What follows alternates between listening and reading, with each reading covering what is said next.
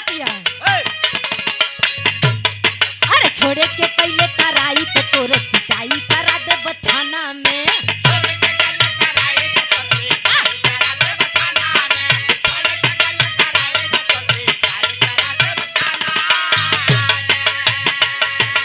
ओहू से नहीं संभारे में अइले तो जोहर मिला दे थाना में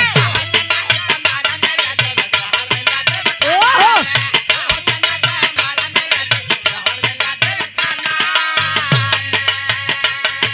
छोड़े के कैले तराई तो तोर पिटाई करा दे थाना में ओहू से नहीं संभारे में अइले तो जोहर मिला दे थाना में भेजी दुपट्टा न लोरे से कहतानी जोरे जोरे से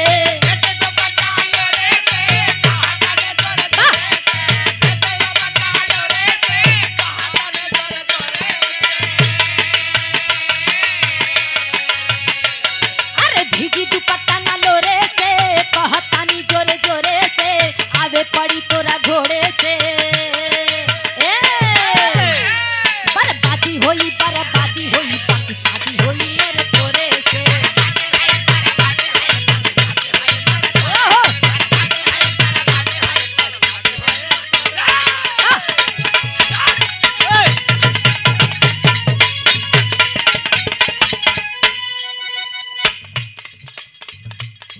आरे केहू का बिगारी जी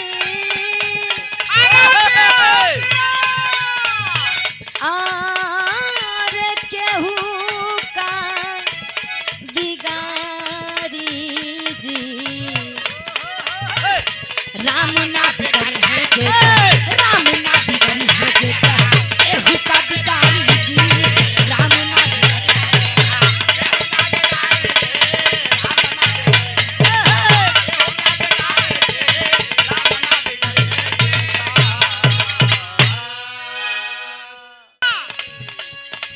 नया नया जबले बाटे जवानी ओहो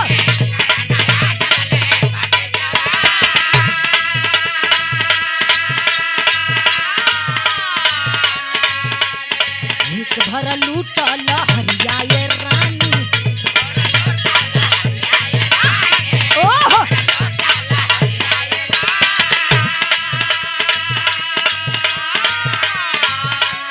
नया नया जबले बाटे जवानी एक भर लूटल हरिया ये रानी तो मेरा रुके कि दिन रात खोलत पहिरत साड़ी मन मोरया जी भइल बा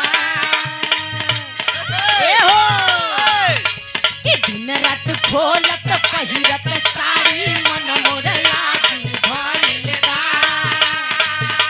ए रजऊ खोसत खोसत पलेट कमर में दागी भइल बा ए रजऊ खोसत खोसत पलेट कमर में दागी भइल बा ए रजऊ खोसत खोसत पलेट कमर में दागी भइल बा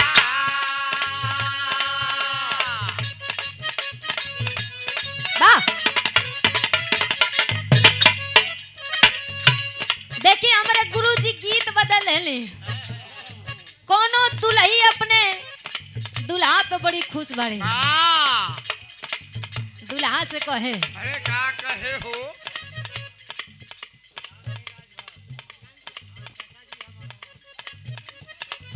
और आप पूजनीय सम्मानित आदरणीय आप राम जी राजभर जी जिनके चाचा जी के आज अंत्येष्टि क्रिया बा आपकी तरफ से 50 रुपया बहुत बहुत प्रणाम बा सबके पर लगी बा आशीर्वाद के जा रही उ दुल्हन कहा तरीका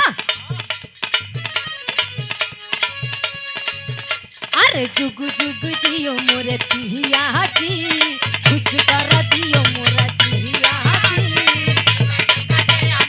ओहो क्या बात है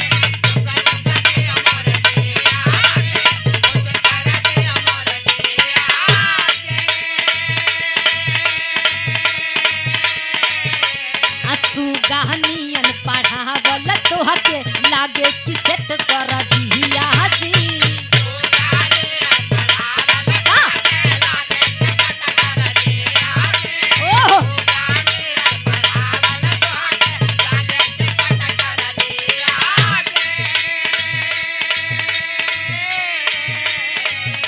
अरे जुग जुग जियो मोरे पिया जी, खुश कर दियो मोरे जिया जी, सुगानियन पढ़ावल तोहके लागे कि सेट कर दिया जी।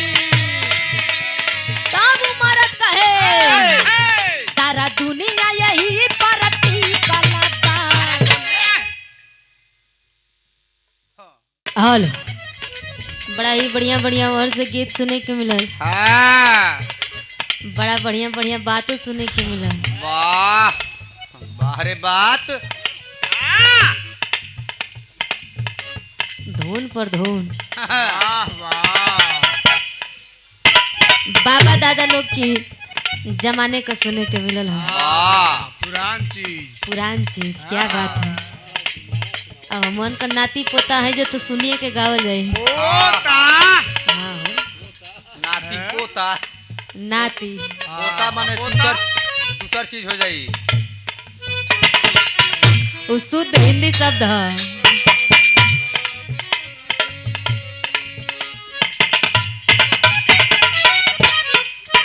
अब हमन का ना जाना थे जा कि दादा लोग कैसन गई ना, लेकिन आप लोग से सुन के कुछ सीखे के मिलेला।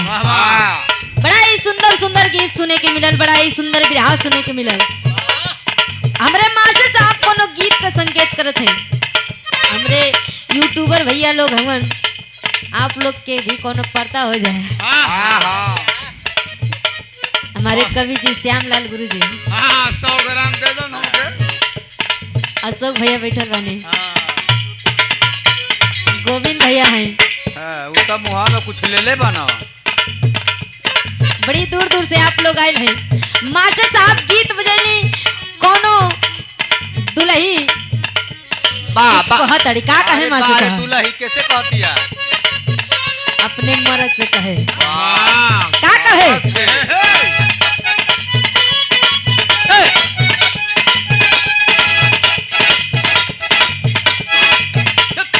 खाला नहीं तारस भतार भरा वाली बा।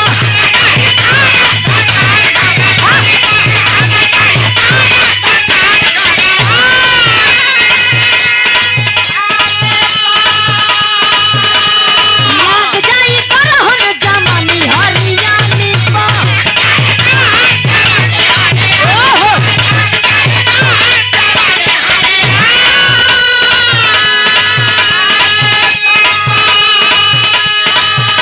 अरे खाला नहीं तारस भतार भरा वाली बा।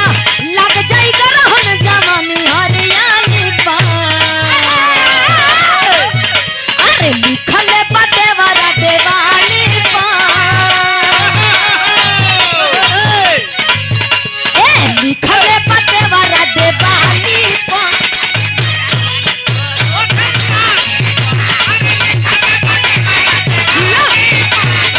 ओहो।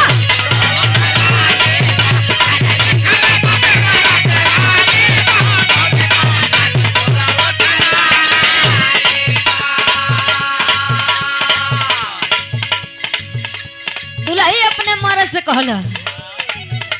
लेकिन एगो और गाना चलल भैया लोग के फरमाइश रहल कि नया नया गाना तो 2-4 गो गा दे ओकरी बाद बिरहा होई। जवन आप लोग फरमाइश करब वैसन बिरहा होई। वाह।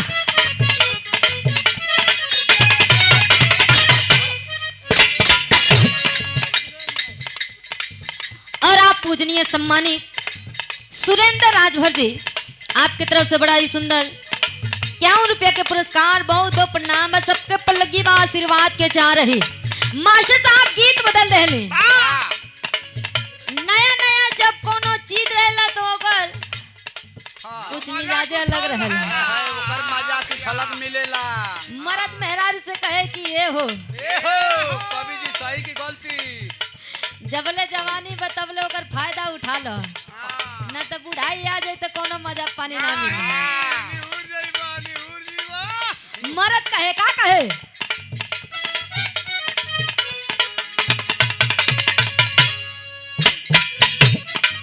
वाह।